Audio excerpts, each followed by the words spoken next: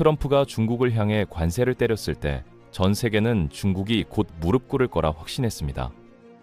미국은 중국 수출의 15%를 책임지는 최대 고객이었고 매년 6천억 달러어치 물건을 사가는 시장이었으니까요.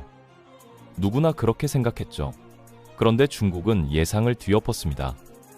관세에는 관세로 맞대응했고 히토류 수출까지 막아버렸거든요. 그들이 보낸 메시지는 명확했거든요. 우리는 흔들리지 않는다는 선언이었죠.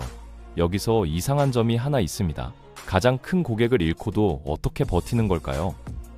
사실 뒤에서는 이미 판이 바뀌고 있었습니다. 이제 그 배경을 하나씩 짚어보죠.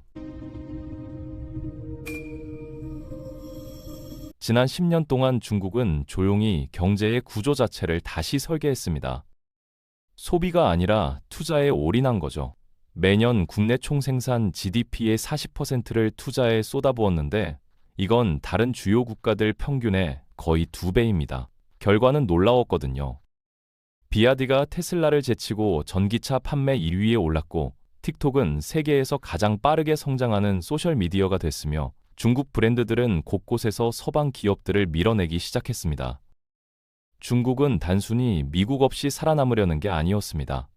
미국 없이도 세계를 이끌 수 있다는 걸 분명히 보여주려 했던 겁니다. 여러분도 뉴스에서 봤을 겁니다. 중국의 부동산 시장이 무너지고 고령화로 경제가 흔들리고 수백만 명의 젊은이들이 일자리를 못 찾는다는 소식을요. 그런데 동시에 거대한 공장들이 매일 올라가고 고속철도가 전국을 연결했으며 세계 최고 수준의 기술이 더 이상 서방에서만 나오지 않습니다. 그럼 어느 쪽이 진짜 중국일까요? 사실 둘 다 진짜입니다. 서방은 이 두 현실을 어떻게 이해해야 할지 갈피를 잡지 못하고 있거든요. 우리가 수십 년 동안 믿어왔던 이야기가 무너지기 시작했기 때문입니다. 1970년대 개방 이후 중국의 성장은 서방의 도움으로 이루어졌습니다. 엄청난 인구와 낮은 임금을 무기로 세계 공장이 됐죠. 애플 공장을 짓고 아마존 공급망을 책임지며 서방의 투자를 받아들였습니다. 1990년대부터 2000년대까지 거의 매년 10% 가까이 성장했거든요.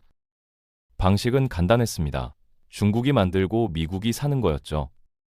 2010년까지 중국은 세계 2위 경제 대국이 됐고 선전 같은 도시에서는 한때 짝퉁만 만들던 공장들이 이제 미국보다 훨씬 싼 가격으로 최첨단 기술을 만들어냈습니다.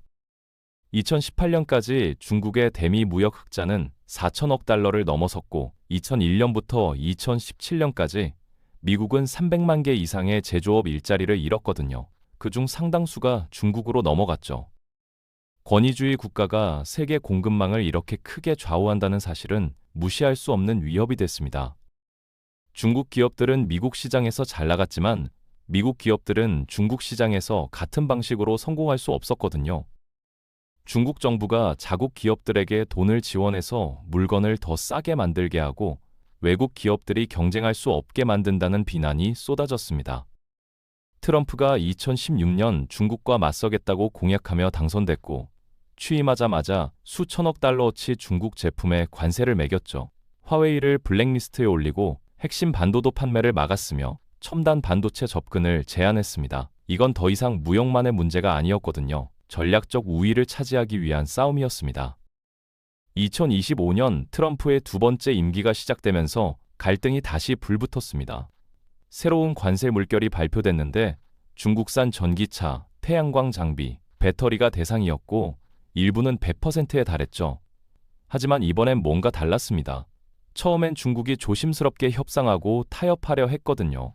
그런데 이번엔 즉시 반격했습니다.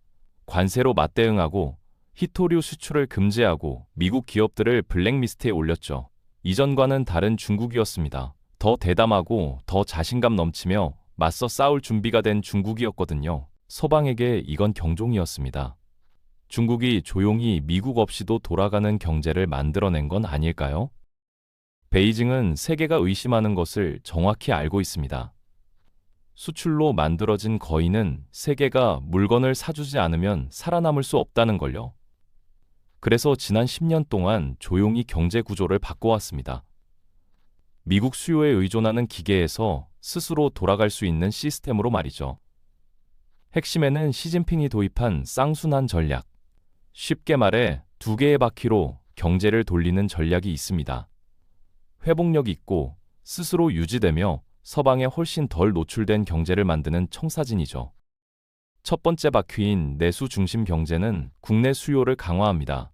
14억 국민을 자국 성장의 주요 동력으로 만드는 거죠. 가계 소비를 촉진하고 국내 공급망을 구축하며 자국 기술 혁신에 투자하는 겁니다. 두 번째 바퀴인 대외 무역 축은 세계 무역을 계속 유지하되 미국과 유럽 대신 아시아, 아프리카, 남미, 중동 전역에서 새로운 파트너를 찾습니다. 그리고 이미 중국 경제의 전체 구조를 바꾸고 있거든요. 2024년 국내 소비가 GDP의 45%를 차지했는데 이건 수출의 2배가 넘는 수치입니다. 지난 10년 동안 가계 소비는 꾸준히 중국 경제 성장의 최소 절반 이상을 차지해왔죠. 중국 사람들은 중국산 자동차를 사고 중국산 전자제품을 사고 중국 명품 브랜드까지 삽니다. 하지만 이 정도 소비 수준은 여전히 약합니다. 가계가 GDP의 60%에서 70% 이상을 쓰는 다른 주요 경제국들과 비교하면요. 중국 정부가 싼 대출과 보조금으로 사람들이 더 많이 쓰도록 유도했지만 대부분의 가정은 여전히 빚을 줄이고 저축을 하고 있습니다.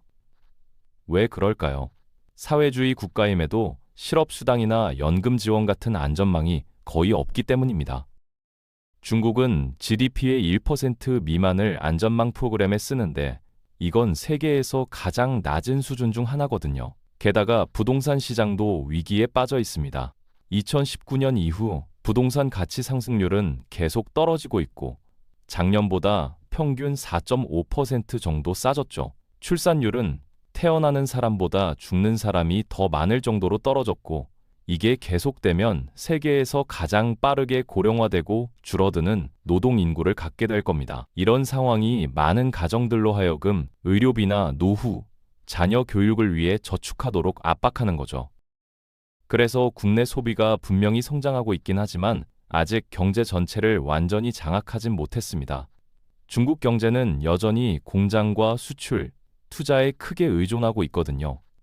하지만 소비 중심으로의 전환은 분명히 일어나고 있습니다. 비록 느리긴 하지만요. 그게 바로 쌍순환 모델의 핵심입니다. 무역을 포기하겠다는 얘기는 아닙니다. 무역에 의존하지 않고도 살아남으려는 거죠. 중국의 두 번째 전략은 무역 상대국을 바꾸는 겁니다. 고대 중국의 전략가 손자는 이렇게 말했죠. 적이 오지 않기를 바라지 말고 적을 맞이할 준비를 하라고요. 2000년에 미국은 중국 수출의 20% 이상을 사갔습니다. 하지만 2023년에는 15%로 떨어졌죠. 표면적으로 보면 손해처럼 보이지만 실제로는 중국의 세계 수출 점유율이 계속 올라갔습니다. 중국은 수출량을 줄인 게 아니라 누구에게 파는지를 바꾼 겁니다. 동남아시아부터 남미까지 중국 제품은 어디에나 있고 아시아 국가들이 이제 중국의 최대 무역 파트너가 됐거든요. 어떻게 그렇게 했을까요? 라오스 산속에 철도를 깔고 스리랑카에 항구를 짓고 케냐에 고속도로를 만들고 파키스탄에 발전소를 세웠습니다. 이게 바로 1대1로 사업, 전 세계의 기반시설을 지원하고 건설해서 중국을 세계와 연결하는 거대한 프로젝트입니다. 2013년 시작 이후 1조 달러 이상을 쏟아부었고 2024년까지 140개 이상의 국가가 참여했습니다. 이들을 합치면 세계 인구의 거의 75%를 차지하거든요. 1대1로는 단순히 도로와 다리가 아닙니다. 영향력입니다. 서방 투자가 거의 없던 나라들의 필수 기반 시설에 자금을 대줌으로써 중국은 각국 경제의 핵심 인프라를 쥐게 됐고 그 대가로 충성스러운 무역 파트너를 얻고 중국 제품 수요를 확보하며 무엇보다 미국 의존도를 줄이고 있는 겁니다. 숫자가 스스로 말해줍니다. 동남아시아 국가들이 미국을 제치고 중국의 최대 무역 파트너가 됐고 2024년에만 5천억 달러어치 중국 수출품을 샀습니다. 동시에 중국은 남아프리카 공화국, 브라질, 인도네시아, 그리고 브릭스 동맹, 신흥 경제국들의 모임인 브릭스의 핵심 회원국들 최대 무역 파트너가 됐죠.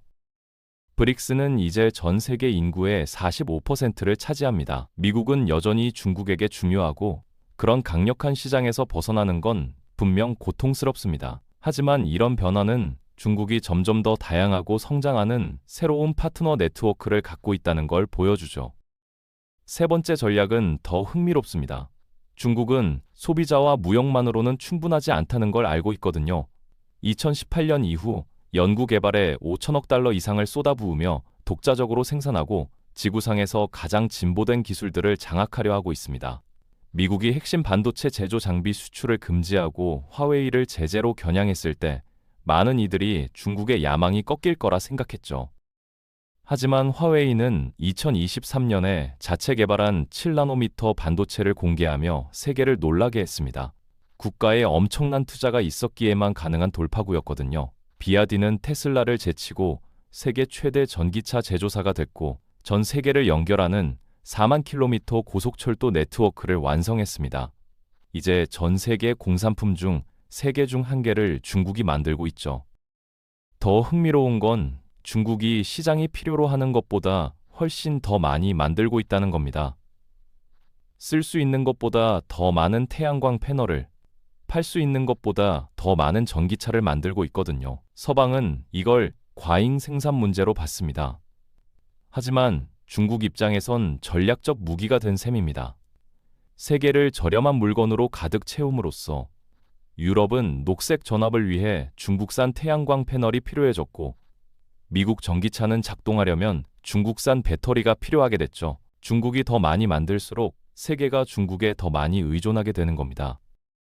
하지만 이 시스템에는 대가가 따릅니다. 서방과 달리 중국의 변화 대부분은 국가가 직접 자금을 댔고 성장을 지속하려면 빌린 돈에 크게 의존할 수밖에 없었습니다. 2026년까지 중국의 부채는 GDP 대비 100%를 넘어설 것으로 보이는데 이건 중국이 흡수할 수 있는 것보다 더 빠르게 성장을 밀어붙이고 있다는 위험 신호일 수 있거든요. 유령 도시들, 놀고 있는 공장들, 승객이 너무 적은 고속철도 노선들을 우리는 이미 봤습니다. 경제가 실제로 쓸 수 있는 것보다 더 많이 계속 짓는다면 이 모든 투자가 결국 쓸모없이 방치될 수도 있습니다.